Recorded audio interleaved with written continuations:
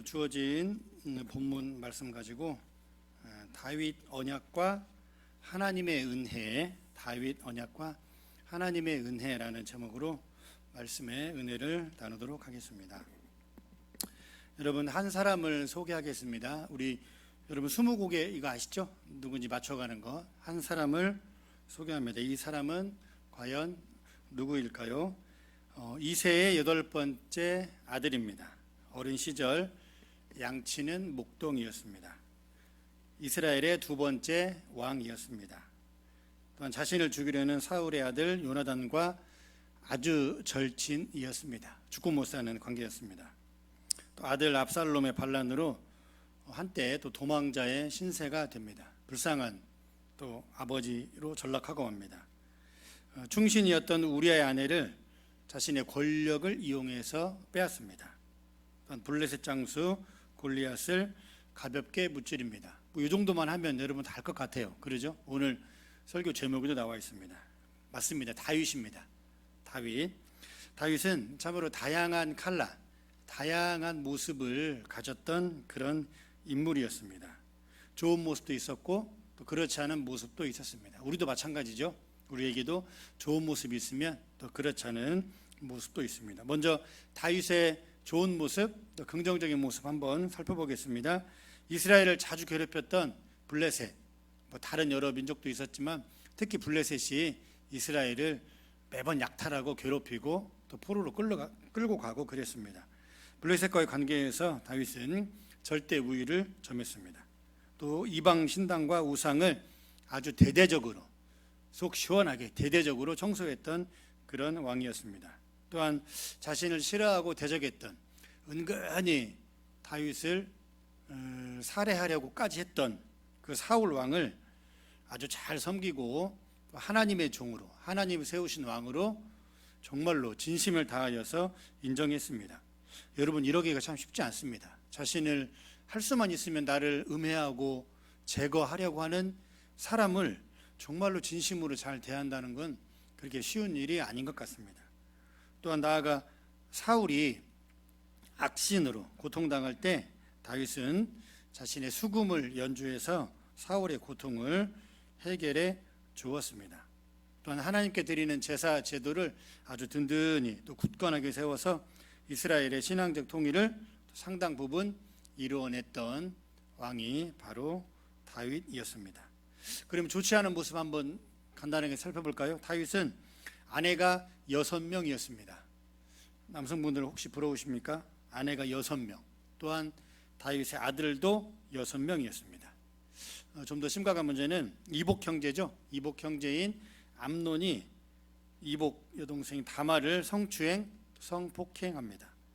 다윗은 이런 참 끔찍한 일을 저질렀던 암논을 향해서 따끔한 질책 한마디 충고도 하지 않습니다. 훈계도 하지 않았죠. 이에 격분한 다말의 오빠, 다말의 친오빠인 압살롬이 이때부터 다윗을 증오하기 시작합니다. 아버지인데 다윗을 죽이려고 증오하기 시작합니다. 그래서 훗날 압살롬이 아버지 다윗을 죽이려는 그러한 참으로 눈뜨고 볼 수 없는 그러한 비극이 벌어집니다. 여러분 생각해 보세요. 아들이 아버지를 죽이려고 쫓아다니고 아버지는 도망다닌다. 도망자의 신세가 된다. 참 영화에 나올 법한 그런 얘기입니다. 그런 얘기가 성경에 나와 있습니다. 또한 다윗은 앞서 말씀드렸던 것처럼 자신의 부하의 아내를 권력을 이용해서 빼앗습니다. 지금으로 말하면 바로 그루밍, 성폭력, 또 성폭행인 것입니다. 밧세바는 다른 남자의 아내입니다. 제가 여기서 다른 남자의 아내라는 것을 특별히 강조하고 싶습니다. 다른 남자의 아내라는 것은 내가 취할 수 없는, 내가 취해서는 안 되는 그런 여인이라는 거죠. 다윗은 밧세바의 남편이자 자신의 충신인 우리아 장군을 계획적으로 청부살인합니다. 전쟁터에 내보내서 우리아를 따랐던 쫄개들을 몰래 뒤로 빠지라고 하죠. 그래서 우리아는 적군에 의해서 살해당하고 맙니다. 적이 살해했지만 이것은 자신이 모셨던 다윗 왕으로부터 청부 살해 당한 거나 마찬가지입니다. 이 정도 범죄가 인정되면 검찰은 아마 최소 무기징역 또는 사형을 구형할 것입니다. 아마 재판부도 같은 형량, 동일한 형량을 선고하지 않을까 그런 생각을 하게 됩니다. 이처럼 다윗에게는 선한 면, 좋은 모습도 있었지만 그에 못지않게 악한 면, 그리고 설마 다윗이 정말 그랬어? 라고 생각할 정도로 무서운 범죄 이력도 있었습니다. 다윗이 죽고 아들 솔로몬이 왕위로 되고 또 솔로몬을 끝으로 이후로 이스라엘은 남북 왕국으로 분열됩니다. 여러분 잘 아시죠? 그래서 남유다에는 많은 왕들이 통치하게 됩니다. 그런데 참으로 이상한 일이 여기서부터 벌어집니다. 제가 여러분에게 드리고 싶은 중요한 말이 이제부터 시작됩니다. 유다 왕들을 평가할 때, 남유다 왕들을 평가할 때 그 기준이 어떤 정치를 잘했다, 목회를 잘했다, 백성들을 잘 다스렸다, 제사를 많이 드렸다 이런 것이 아니라 선한 왕, 악한 왕의 평가하는 그 기준 중심이 제가 바로 소개드렸던 다윗이라는 겁니다. 참 이상하죠. 다윗 왕이 유다 왕들을 평가하는 평가 기준입니다. 관련된 말씀이 4구절 말씀이 있는데 여러분 화면을 보시고 제가 간단하게 읽어드리겠습니다. 열왕기상 15장 3절 보면 그 중간에 보세요. 그의 마음이 그의 조상 다윗의 마음과 같지 아니하여 그의 하나님 여호와 앞에 온전히 못하였으니, 아비암이 그랬다고 그러죠. 또 그 밑에 말씀 열왕기하 14장 3절 그의 조상 다윗과는 같지 아니하였다 그럽니다. 그렇죠. 아마샤도 마찬가지고, 또 역대하 28장 1절 여기도 여러분 빨간 글씨 보면 그의 조상 다윗과 같지 아니하여 여호와 보시기에 정직하게 행하지 아니했다 그럽니다. 또 열왕기하 18장 3절 이번에는 노란색이죠. 히스기야가 그의 조상 다윗의 모든 행위와 같이 여호와께서 보시기에 정직하게 행했다 그럽니다. 여러분 아이러니컬하지 않습니까? 아이러니하지 않습니까?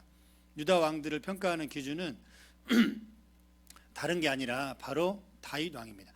다윗처럼 하면 선한 왕, 다윗처럼 하지 아니하면 악한 왕. 다윗이 바로 기준입니다. 평가의 기준. 성경은 왜 이렇게 다윗을 중심으로 선과 악, 또 다윗을 중심으로 의로운 왕과 불의한 왕, 또 다윗을 중심으로 하나님의 마음에 합한 왕, 또 그렇지 못한 왕으로 구분한다고 생각하십니까? 참 이상하죠? 이 질문에 대한 답이 우리가 읽었던 사무엘하 7장 8절에서 16절 말씀입니다. 이 말씀은 여러분들이 기억하는 굉장히 유명한 다윗 언약입니다. 데이빗 카비넌트, 다윗 언약, 다윗 언약.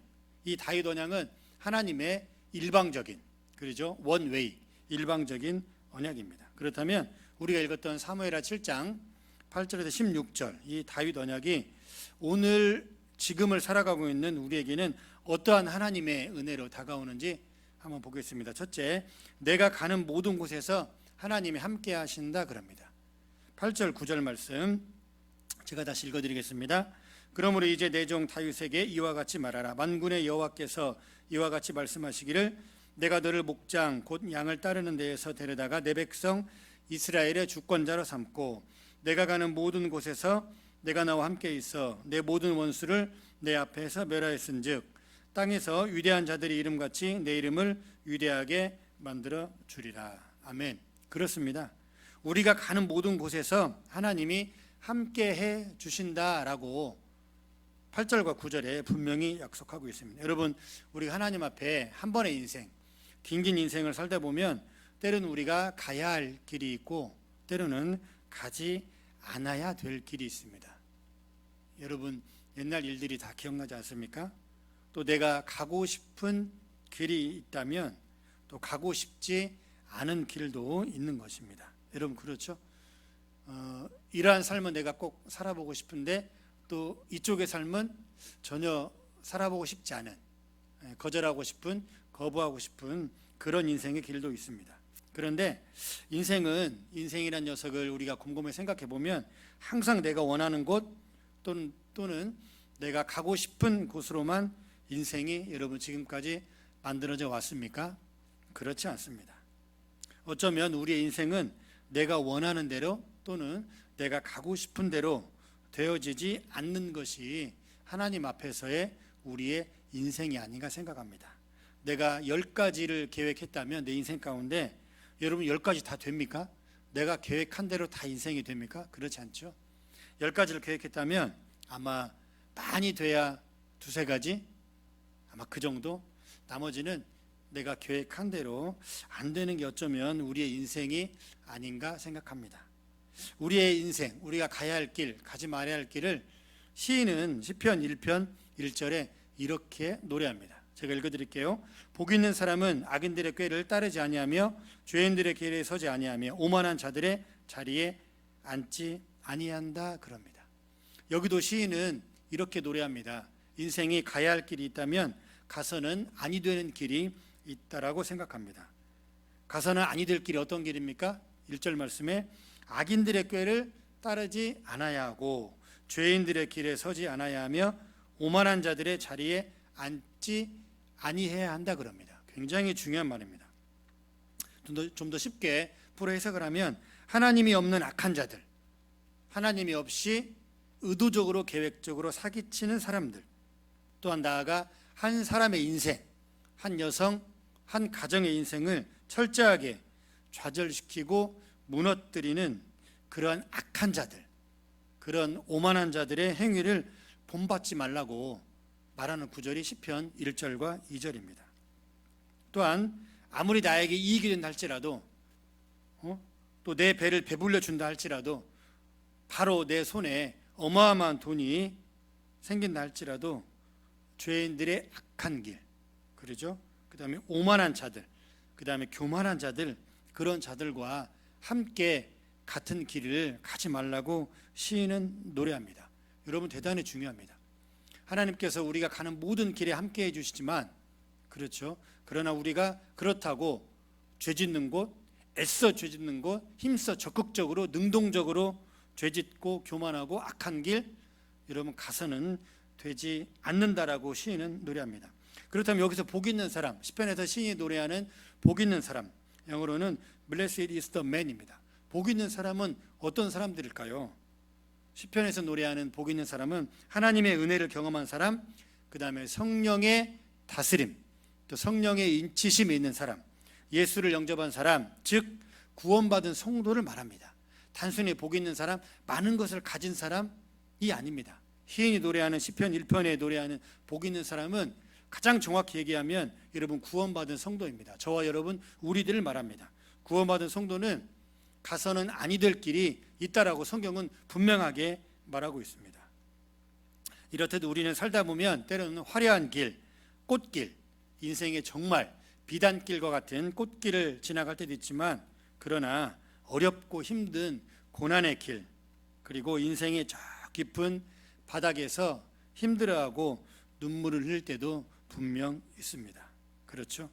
아무리 우리가 힘들고 어려운 길을 지나간다 할지라도 우리가 말씀으로 이 시간에 봤듯이 분명하고 선명한 것은 아무리 어려워도 죄인의 길, 또 오만한 길, 교만한 자리, 또 악한 꾀, 악인들의 꾀를 따르지 않아야 된다라고 성경은 분명하게 말씀하고 있습니다. 성경은 그러면서 하나님께서 우리가 가는 모든 길에서 우리와 함께 해주신다 말씀하면서 9절 하반절에 보면, 9절 마지막 부분에 보면 우리의 이름을 위대하게, 우리의 이름을 하나님께서 위대하게 만들어 주시겠다고 아주 가슴 벅찬, 정말로 가슴 부풀어 오르는 그런 약속을 하십니다.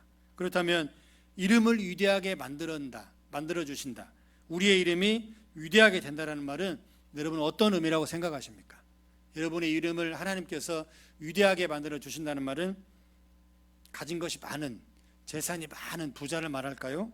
아니면 사회적으로 존경받고 추앙받는 사람, 그렇죠? 인지도가 좀 있는 사람들, 아니면 고위 관직에 올라서 세상을 자기 마음대로 통치하는 사람, 여러분 이런 사람들이 오늘 9절 말씀에서 말하는 하나님께서 존귀한 이름, 존귀하게 만들어주는 그러한 인생, 그런 이름일까요?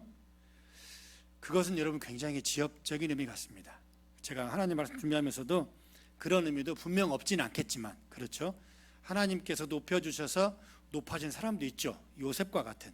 물론 그런 부분도 있습니다만 오늘 본문에서는 이런 의미보다는 보다 더 본질적이고 보다 더 근본적인 의미가 있지 않나 생각합니다. 하나님께서 그의 이름을 위대하게 만들어주는 인생, 하나님께서 함께 하셔서 이름이 높아지는 인생은 하나님을 높이며 또 하나님을 송축하며 또 영원하신 하나님을 노래하는 그러한 인생이 아닌가 저는 생각합니다. 시편 145편 1절과 2절 말씀 보면 이런 말씀이 있습니다. 제가 오늘 첫 곡으로도 왕이신 나의 하나님 이런 말씀 드렸죠. 시편 145편 1절과 2절 말씀 보면 이렇게 기록되어 있습니다. 왕이신 나의 하나님이여 내가 주를 높이고 영원히 주의 이름을 송축하리이다. 내가 날마다 주를 송축하며 영원히 주의 이름을 송축하리이다. 여러분 너무나 멋진 말씀 아닙니까? 인생이 궁극적으로 하나님 앞에 해야 할 일은 무엇일까요? 많은 사역과 일도 있지만 그러나 하나님의 이름을 날마다 송축하며 영원하신 하나님을 높이는 인생, 그 인생이 정말로 하나님이 그의 인생을 높이는 인생, 하나님이 함께하는 인생, 또 하나님이 그러한 인생의 이름을 존귀하게 만드는 그러한 인생인 것입니다. 인생의 밑바닥을 여러분 지금 걸어가고 계십니까? 혹시 이 시간 예배할 때 그런 분 계십니까? 또 인생의 어둡고 긴 그 터널, 앞이 캄캄한 터널의 한복판을 지나가고 있는 그러한 인생이 있습니까? 그러한 인생이 있다 할지라도 이 시간 우리가 하나님 앞에 가져야 할 바른 성도의 자세는 영원하신 하나님, 높으신 하나님을 노래하며 날마다 송축하는 그러한 인생인 것입니다. 여러분 어렵고 힘든 그런 긴 터널의 길을 지나간다 할지라도 하나님을 높이는 인생, 또 하나님을 송축하는 그러한 인생이 되면 참 좋겠습니다. 하나님과의 동행했던 인물, 성경에 많은 인물들이 있죠. 성경에. 그런데 저는 창세기 5장에 나오는 에녹이라는 인물을 참 좋아합니다. 창세기 5장 22절과 5장 24절 보면 이런 말이 기록되어 있습니다.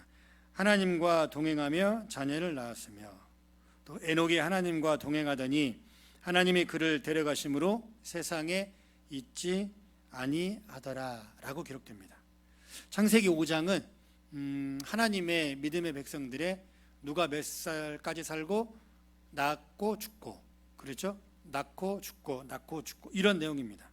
그런데 5장을 여러분 눈여겨 살펴보면 특별히 에녹에게는 두 번이나 하나님께서 동행하셨다, 하나님과 동행하며 하나님과 동행하더니 라는 표현이 나옵니다. 여러분 이처럼 하나님이 동행해주는 인생, 어떻게 구체적으로 동행했나는 여러분 성경은 말하고 있지 않습니다. 그런데 제가 앞서 말씀드렸던 것처럼 여러분 긴 그렇게 오랫동안 살았던 에녹의 인생 가운데도 매일매일 1년 365일 항상 해피, 즐거운 일만 있었을까요? 아니라는 거죠. 그러한 인생 가운데 하나님께서 늘 동행하셨다는 겁니다. 그렇습니다. 에녹의 모든 인생길에 동행하셨던 그 하나님의 은혜가 이 시간 예배하는 저와 여러분 우리 가운데도 동일하게 임하기를 간절히 소망합니다. 하나님이 동행해 주실 때 이처럼 하나님이 에녹처럼 함께 해 주실 때 어렵고 힘든 길을 걸어간다 할지라도 하나님이 함께 해 주실 때 하나님께서는 그러한 인생을 존귀하게, 그러한 인생의 이름을 위대하게 거룩하게 만들어 주신다라는 겁니다. 또한 하나님을 찬양하는 인생, 하나님을 날마다 송축하는 그러한 인생, 특별히 지금 이러한 때에 코로나로 우리 또 모든 예배가 온라인 영상 예배로 바뀌었는데 이러한 때에 정말 이러한 때일수록 우리가 하나님을 더 송축하고 하나님의 이름을 찬양해야 하지 않나 그런 생각을 합니다. 다 잘 될 때 바이러스도 없고 아무 일도 없고 먹고 살기도 쉽고 돈도 잘 벌리고 자녀들도 잘 되고 건강하고 아프지도 않고, 그렇죠? 그럴 때 하나님을 찬양하는 것은 여러분 누구나 다 합니다. 그렇죠? 그건 굉장히 쉽습니다. 그런데 이렇게 어려운 시기를 지나가고 있을 때 코로나 확진자 수가 200명, 250명, 300명, 350명을 넘어갈 때 이러할 때 정말로 진심으로 하나님을 송축하며 살아계신 하나님을 높이는 인생, 이러한 인생이야말로 정말로 하나님께서 존귀하게 만드시고 에녹처럼 일평생 늘 동행하시는 그러한 인생일 겁니다. 이러한 은혜가 있기를 우리 주님의 이름으로 간절히 축원합니다. 아멘. 또한 하나님께서 두 번째로 다윗 언약의 근거에서 이 시간 우리에게 말씀해 주시는 것은 나를 위하여 집을 지어 주신다라는 겁니다. 10절과 11절 말씀 제가 한번 읽어드리겠습니다. 내가 또 내 백성 이스라엘을 위하여 한 곳을 정하여 그를 심고 그를 거주하게 하고 다시 옮기지 못하게 하며 악한 종류로 전과 같이 그들을 해하지 못하게 하여 전에 내가 사사에게 명령하여 내 백성 이스라엘을 다스리던 때와 같지 아니하게 하고 너를 모든 원수에게서 벗어나 편히 쉬게 하리라. 여호와가 또 내게 이르노니 여호와가 너를 위하여 집을 짓고라고 합니다. 여러분, 하나님께서 우리를 위해서 정말로 집을 지어 주신다고 하십니다. 하나님이 건축사 사무소 대표이사도 아닌 것 같아요. 하나님께서 우리들을 위해서 이 시간 집을 지어 주시는데, 그런데 그냥은 지어 주시지 않는 것 같습니다. 그 이유와 목적은 금방 제가 읽었던 10절과 11절입니다. 이유가 바로 10절과 11절. 요약하면 이렇습니다. 하나님이 정한 한 곳, 그곳에 하나님께서 우리를 거주하게 하신다 그럽니다. 또한 원수들에게서 벗어나 편하게 쉴 수 있는 그곳에 하나님은 집을 지어 주신다고 합니다. 그래서 이전과 같이 사사들이 다스리던 때와 같지 않게 하나님께서 직접 너희들을 다스린다, 이렇게 할 수 있는 집, 이러한 집을 하나님은 지어 주신다고 합니다. 여러분, 정말로 가슴 벅차지 않습니까? 원수들의 공격에서 안전하는 곳, 그러죠? 그리고 내가 원하는 곳이 아니라 하나님이 정한 곳, 하나님이 살라고 하신 곳, 그곳에 집을 지어 주시고, 그리고 하나님이 이 가정의 주인 되신다, 하나님이 다스려 주신다 말합니다. 여러분, 이러한 집은 과연 어떤 집일까요? 단독하우스, 듀플렉스, 아니면 아파트, 아니면 하와이 와이키키에 있는 콘도입니까? 아니면 보안과 시큐리티가 아주 잘 되는, 그렇죠, 아무나 들어가지 못하는 그런 집입니까? 아니면 몇십만 불, 아니면 만져보지도 못할 몇백만 불. 여러분, 그런 집을 하나님께서 지어 주신다라고 말씀하실까요? 아니죠. 그런 말씀은 전혀 아닙니다. 잠언 24장 3절과 4절 말씀 이렇게 기록되어 있습니다. 제가 읽어드릴게요.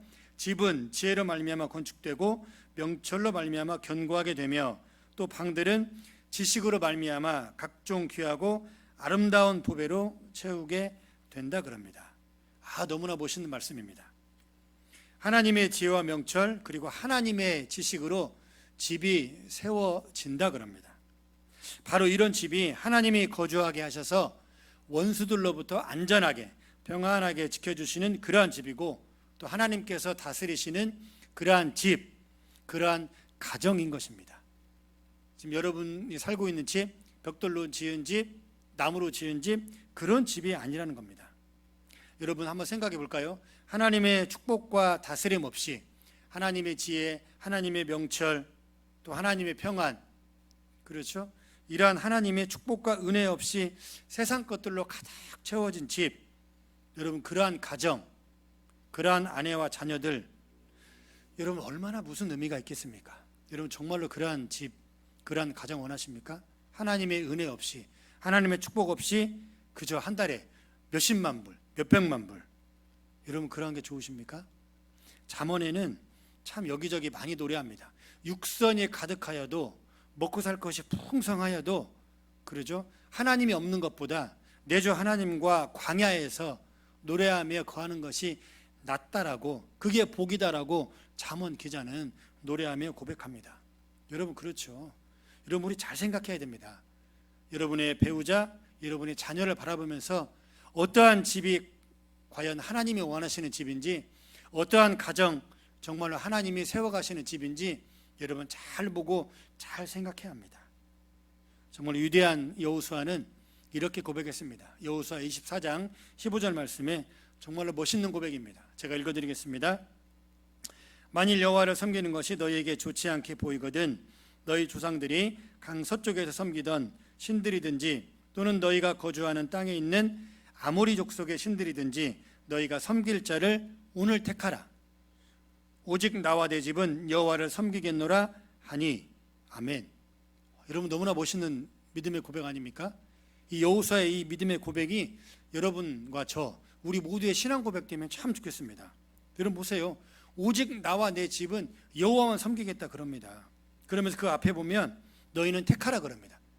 여러분 신앙은 선택을 참 잘해야 됩니다.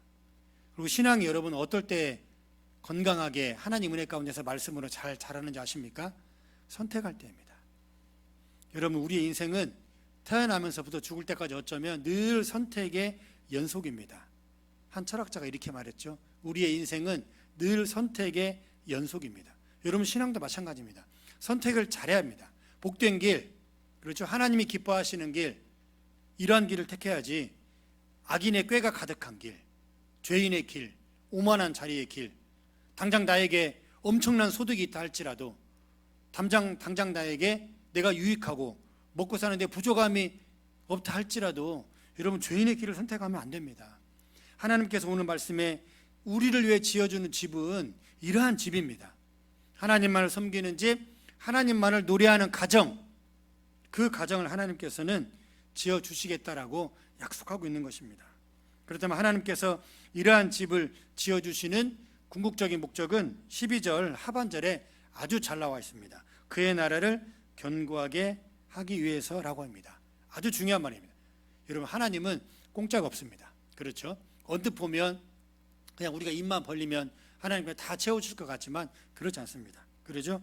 하나님께서 그러한 집을 또 그러한 인생의 이름을 위대하게 만들어주시는 이유는 그의 나라를 견고하게 하시기 위해서입니다. 하나님께서는 믿음의 집, 믿음의 가정과 함께 하나님의 나라를 통치하기를 원하시고 또 그러한 가정을 통해서 그의 나라, 예수님의 나라, 하나님의 나라가 세워지기를 간절히 원한다라는 것입니다. 다른 가정 아닙니다. 믿음이 없는 가정 여러분 결코 아닙니다. 돈 많은 가정 아닙니다. 하나님 없이 잘 되는 가정 아닙니다. 사람의 눈으로 보기에는 언뜻 하나님께서 그러한 사람들의 가정을 사용할 것 같지만 전혀 그렇지 않습니다. 그게 오늘 사무엘하 7장에서 말하는 다윗 언약입니다. 하나님께서는 믿음의 가정과 함께하고 싶으신 것입니다.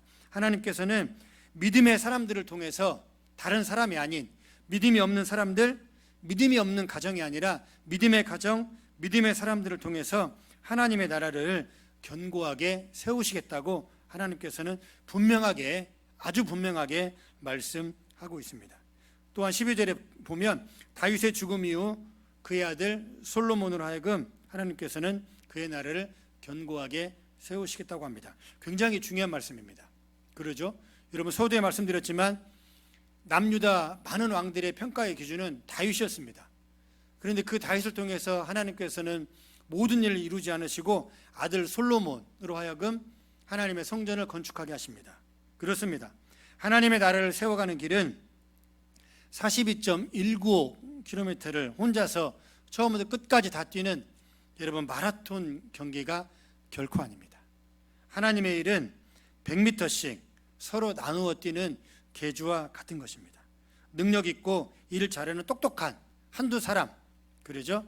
한두 사람, 그 사람들이 처음부터 끝까지 하나님의 나라의 일을 다 하는 게 결코 아닙니다. 때로는 부족해도, 때로는 더디 가도 서로 함께하는 것이 하나님의 일, 나아가 교회의 일을 하는 것입니다. 굉장히 중요한 겁니다. 한두 사람에 의해서 하나님이 세우신 교회는 움직여지면 아니 됩니다. 반드시 탈납니다. 시간이 지나면 반드시 탈나고 반드시 문제가 생기게 마련입니다. 여러분 그게 우리가 잘 아는 고린도 교회 아닙니까? 그렇죠? 많은 문제를 가진, 여러 가지 문제를 가진 그런 교회의 지침서, 이런 백과사전, 그렇죠? 해설서가 바로 고린도 전서입니다. 다윗을 향해 언약을 맺으신 하나님은, 그렇죠? 사무엘하 7장 이 말씀 가지고 다윗을 향해 언약을 맺으신 하나님은 다윗 한 사람을 통해서만 하나님의 역사를 이루어가지 않으셨다는 겁니다. 다윗의 뒤를 잇는 언약의 계보를 통해서 지금도 수많은 사람들이 함께 동역하고 함께 이루어 간다라는 겁니다. 지금까지입니다. 지금까지. 또 12절 말씀 보면 내 수안에 차서 내 조상들과 함께 누울 때에 내가 내 몸에서 날 내 씨를, 그렇죠? 내 몸에서 날 내 씨를 세워서 그로 하여금 하나님의 나라를 견고하게 하신다 그럽니다. 여러분 다윗에 나오는 시는 누구일까요? 솔로몬입니다. 그렇죠? 그러나 솔로몬 한 사람만 의미할까요? 아니죠. 언약 안에 들어온 믿음의 후손들입니다. 다윗 언약 안에 들어온 저와 여러분 우리 모두를 가리킵니다. 이 시간 예배하는 모든 하나님의 백성을 가리킵니다. 이 사람들이 다윗의 후손이요 다윗의 씨요 그리고 영적인 이스라엘입니다. 그래서 우리는 서로 함께 해야 합니다. 혼자서 나아가면 아니 됩니다. 서로 함께 해야 합니다. 또한 교회 공동체에서 하나님의 나라를 위해 서로 협력하며 서로 사역하는 것은 굉장히 대단히 중요합니다. 그러죠? 합력하여 선을 이루어 만들어 나간다는 말은 여러분 굉장히 중요합니다. 그런데 선을 서로 함께 이루어가기가 참으로 복잡하고 어려운 것 같습니다. 우리 참 슬픈, 웃기면서도 슬픈, 웃프다 그러죠. 그런 이야기가 있는데 일본 사람들은 두세 사람 뭉쳐놓으면 참 그렇게 서로 협력을 잘한다 그래요. 그런데 한국 사람들은 2명 이상만 모이면 싸운다고 합니다. 참 우리 민족을 향한 저는 이게 사실이 아니길 바랍니다. 2명 이상만 모이면 한국 사람들은 그렇게 서로 헐뜯고 싸운다고 합니다. 그래서 어떠한 일을 안 되게 만들기 위해서는 한국 사람들은 서로 그냥 같이 하게 만들면 그 일이 그냥 화해가 된다 그럽니다. 오늘 본문 사무엘하 7장 12절에 그의 나라 즉 하나님의 나라를 견고하게 세우며 합력하여 선을 이루어 가기 위해서 신약성경인 로마서 8장 28절은 이렇게 우리에게 말해주고 있습니다. 제가 읽어드리겠습니다.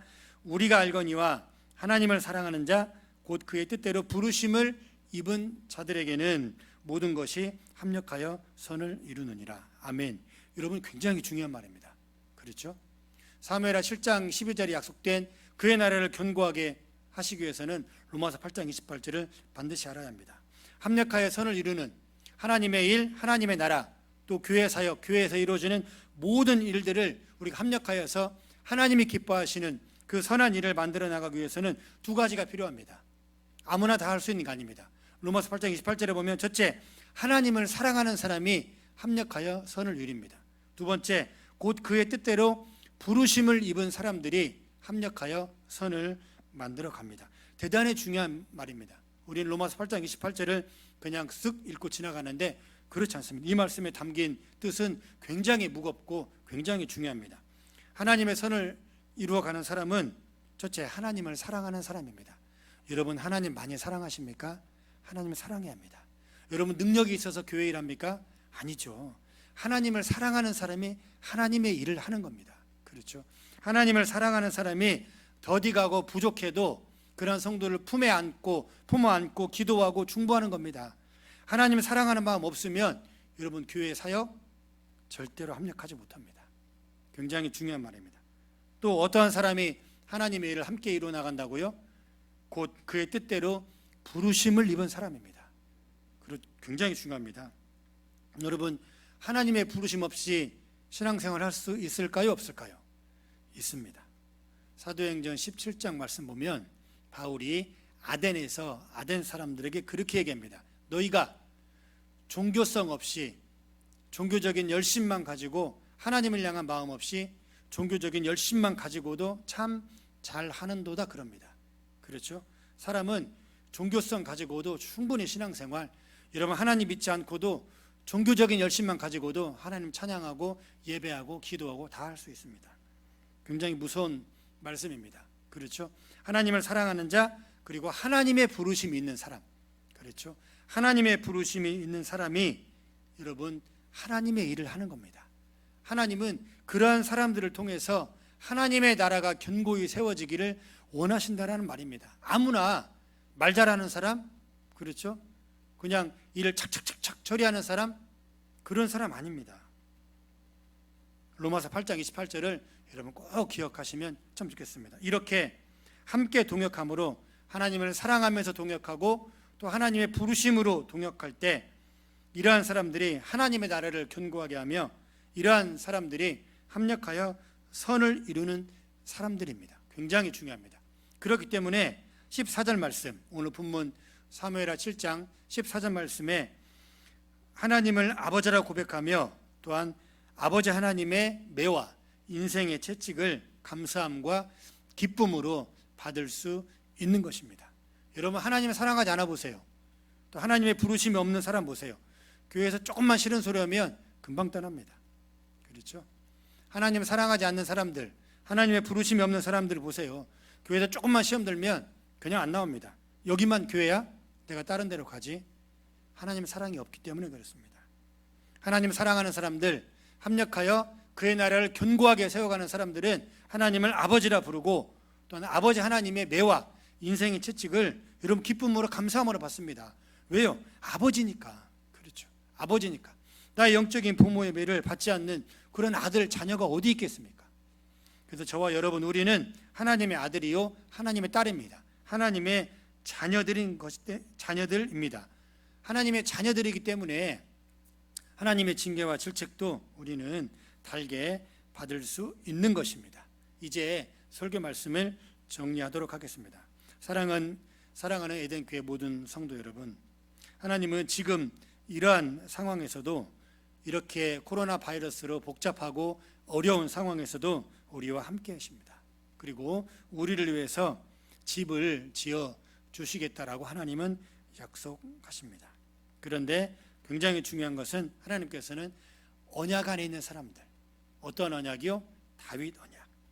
다윗 언약에 있는 사람들을 통해서, 그러한 믿음의 가정을 통해서 하나님의 부르심이 있고 또 하나님을 정말로 사랑하는 그런 믿음의 사람들, 믿음의 동역자들과 함께 영원하신 하나님의 나라, 영원한 예수 그리스도의 나라를 견고하게 세워 가시겠다라고 사무엘하 7장 8절로 16절, 이 중요한 다윗 언약을 통해서 우리에게 지금도 말씀하고 있습니다. 사랑하는 여러분, 우리 조금 부족해도 함께하면 좋겠습니다. 조금 더디 가도 함께하면 참 좋겠습니다. 그래서 에덴의 모든 성도들은 조금 부족해도 서로 이해하면서, 또 서로 용서하면서, 예수님이 부족한 우리를 예수님이 그렇게 사랑하셨던 것처럼 우리도 서로 사랑하면서 조금은 더디 가고 조금은 늦게 간다 할지라도 하나님의 은혜로, 또 하나님이 베풀어 주시는 무한하신 사랑으로 주변에 아파하고 힘들어하는 그런 가정이 있다면 함께 돌아보고, 함께 울고, 함께 웃으면서 또 믿음의 다음 세대를 견고하게 세워나가면서 그렇게 하나님의 거룩한 공동체를, 하나님의 나라를 세워가는 저와 여러분, 우리 모두가 되시기를 우리 주님의 이름으로 진심으로 간절히 축원합니다. 아멘. 제가 기도하겠습니다. 하나님 감사합니다. 다윗 언약의 근거에서 지금도 오늘 살아가는 우리에게 하나님께서 무한하신 사랑과 은혜를 베푸심을 하나님 믿음으로 바라봅니다. 하나님을 송축하며 하나님을 찬양하는 인생을 높여주시고 믿음의 가정을 세우셔서 하나님의 나라를 견고하게 만들기를 원하시는 하나님, 우리 가정이 믿음의 가정 되기를 소망합니다. 우리 가정이 하나님을 송축하는 가정이 되기를 소망합니다. 우리의 자녀들이 하나님을 높이는 그러한 자녀들이 되기를 간절히 소망합니다. 하나님이 세우신 이 에덴의 믿음의 신앙 공동체가 하나님을 영원토록 송축하는 그러한 교회 될 수 있도록 하나님 인도하여 주옵소서. 믿사오며 예수님의 이름으로 감사하며 기도드립니다. 아멘.